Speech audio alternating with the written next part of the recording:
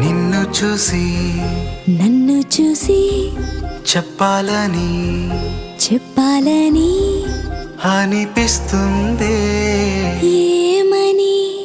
గతము తిరిగి రాదని, రేపు అన్నదే లేదని, ఇప్పుడే నీకు నేనని.